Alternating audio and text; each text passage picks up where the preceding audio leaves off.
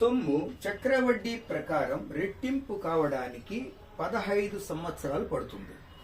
అంతే సొమ్ము 8 రెట్లు కావాలి అంటే ఎంత సమయం పడుతుంది? ఇక్కడ మనకు చక్రవడ్డీ ప్రకారము అమౌంట్ కి ఫార్ములా మనకు తెలుసు. That is A is equal to P into 1 plus R by 100 whole power n, where n is the number of years, R is rate of interest, P is the principal and A is the amount. మొత్తం అన్నమాట. ఈ formula మనకు తెలుసు. ఇప్పుడు వాళ్ళు first ఏమన్నది, ఇది రెట్టింపు కావాలి అంటే ప్రిన్సిపల్ అసలు రెట్టింపు కావాలంటే ఏ వచ్చేసింది 2p, అసలు రెట్టింపు అయింది అనమాట. అప్పుడు ఎంత సంవత్సరం, ఎంత టైం పడుతుంది వాడికి? 1 plus R by 100 15 years time పడుతుంది అనమాట. కాబట్టి n 15. ఇక్కడ మనకు కావాల్సింది ఎట్లా అంటే 8p కావాలంటే 8 టైమ్స్ కావాలన్నమాట. కాబట్టి 8 టైమ్స్ కావాలంటే నేను మొత్తాన్ని క్యూబ్ చేస్తాను. ఇటువైపు క్యూబ్ చేస్తా, ఇటువైపు క్యూబ్ చేస్తా. అంటే 2p whole cube is equal to p into 1 plus r by 100 whole power 15 whole cube.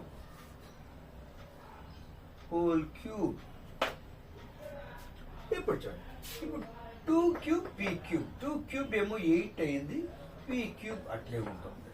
That equals, ఇక్కడ చూడండి p కి క్యూబ్ ఉంది, ఈ మొత్తానికి క్యూబ్ ఉంది. కాబట్టి p cube into 1 plus r by 100 whole cube. ఓకేనా? ఇప్పుడు p క్యూబ్ పోయింది, ఇటువైపు p క్యూబ్ ఉంది, ఇటువైపు p క్యూబ్ ఉంది. ఇక్కడ మల్టిప్లై చేస్తారు, ఇక్కడ 8 మల్టిప్లై చేస్తారు. కాబట్టి p cube will get cancel. You will get 8 is equal to 1 plus r by 100 whole power. ఇక్కడ చూడండి 15 into 3 ఉండాలి. ఇక్కడ 15 into 3 ఉంది అంటే దీనికి మొత్తం 15 కదా. ఫస్ట్ 15 into 3 అన్నమాట. That is 15 plus 3 45. ఇక్కడ మనకు 8 వచ్చింది. 8p కావాలంటే 8 అసలుకి 8 టైమ్స్ ఉండాలి. కాబట్టి దీన్ని p తో మల్టిప్లై చేద్దాం. 8p తో మల్టిప్లై చేస్తే ఇటువైపు కూడా p తో మల్టిప్లై చేయాలి. p into 1 plus r by 100 whole power 45. ఇప్పుడు 8p అంటే అర్థమేమి? అసలుకు 8 రెట్లు అవసరం అన్నమాట.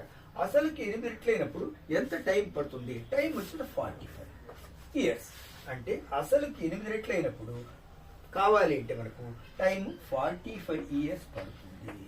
This is the answer. That is 45. మనకు అడిగింది అదే కదా, 8 రెట్లు కావాలంటే ఎంత టైం పడుతుంది? దట్ ఈస్ 45 ఇయర్స్ టైం పడుతుంది. This is the answer. ఓకేనా?